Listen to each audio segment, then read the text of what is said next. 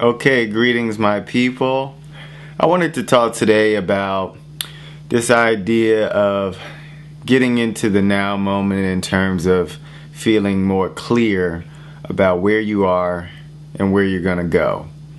And the reason I was inspired to talk about this is because I've met a couple of people in the past week or so who are on a spiritual journey, and they're not exactly sure yet what modality, techniques they want to utilize in order to harness certain spiritual energies within themselves, even in terms of career as well. I'm still in that finding themselves kind of stage.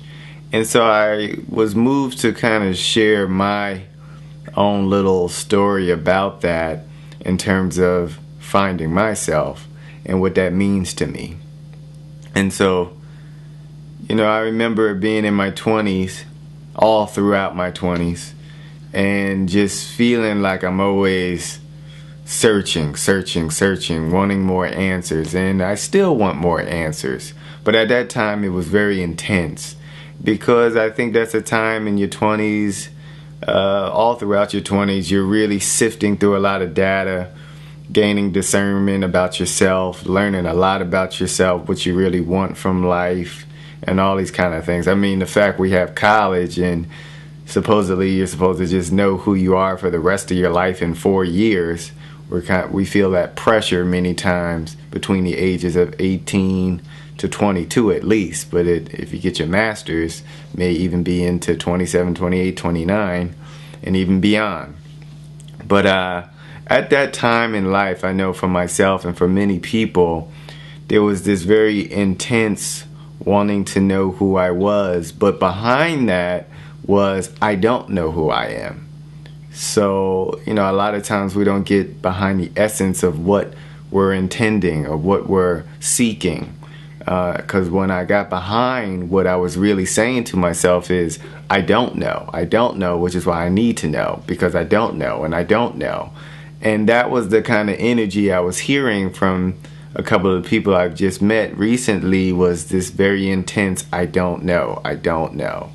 And I remember going to Francis. Some of you guys have seen him, the numerologist, Francis Revels Bay. I've done some videos with him, the ones, the twos, the threes.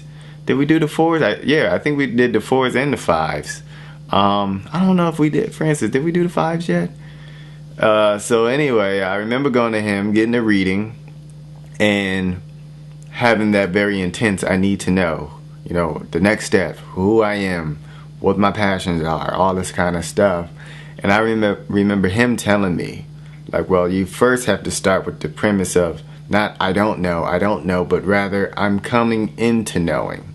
I'm gaining the understanding of. Things are becoming more clear as I relax in the moment and allow the universe to show me who I am and what I want. And that was a very deep seed for me, because then I realized I had to be a vibrational match, in the words of Abraham Hicks, a vibrational match to what I'm seeking.